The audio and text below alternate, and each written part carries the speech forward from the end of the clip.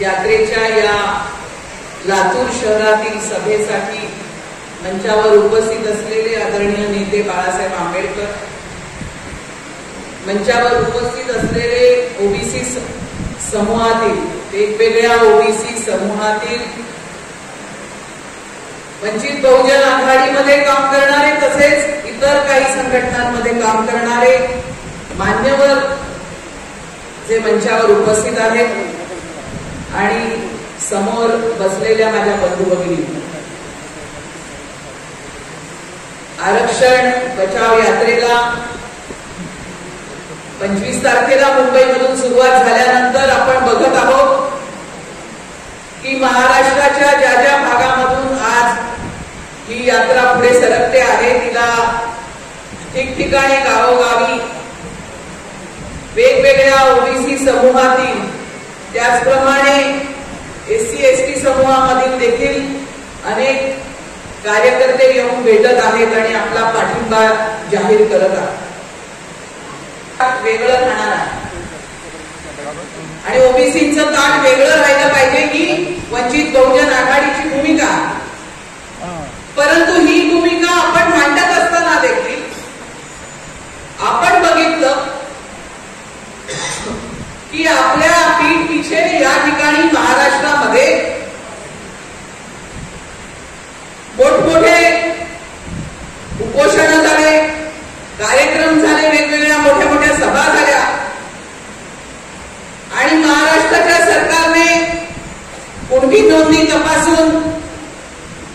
दाखले देण्याचा सपाटा लावला. जवळजवळ 54-55 लाख दाखले त्यांनी गेल्या वर्षभरामध्ये दिले आणि त्याच्यानंतर तर भाषा अधिकच प्रक्षोभक झाली आणि सगळे सोयरीच्या देखील विषय या ठिकाणी समोर आणला. सगळे सोयरीचा विषय तर संपूर्ण आरक्षण कायद्याचा जो नियमावली आहे, जे संकेत आहे, त्याला पूर्णपणे छेद देणारी सगळे सोयरीची संकल्पना त्यांनी इथे आणली आणि केवळ आपण ताकद आणि शक्ती प्रदर्शनाच्या जोरावरती हे सर्व जे काही मागण्या आहेत त्या मागून मिळवणार आहोत अशा प्रकारचा एक दंभ या चळवळीला चढला असं आपण बघितलं. परंतु या वेळेस मग हा प्रश्न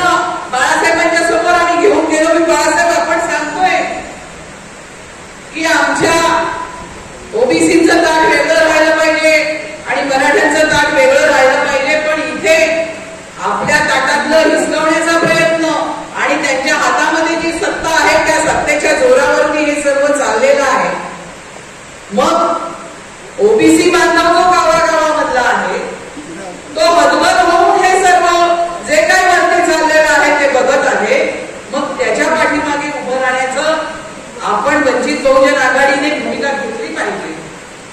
बाळासाहेबांनी आमच्या त्यानंतरच आपण बघतो की गेल्या 26 जूनला महाराष्ट्राच्या प्रत्येक जिल्ह्यामध्ये वंचित बहुजन आघाडीच्या जिल्हा पातळीवरती जे ठराव झाले, शाहू छत्रपतींच्या आरक्षण दिनाच्या निमित्तानं जे ठराव झाले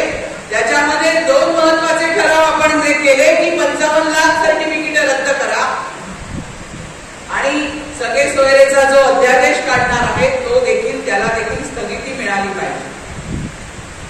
याचं कारण असं आहे की आजपर्यंत या देशाच्या राजकारणामध्ये ओबीसी हा असा एक समूह आहे की जो अनेक जातींमध्ये विभागला गेला आणि ज्याला खऱ्या अर्थाने राजकीय नेतृत्व मिळालं नाही, सक्षम नेतृत्व मिळालं नाही.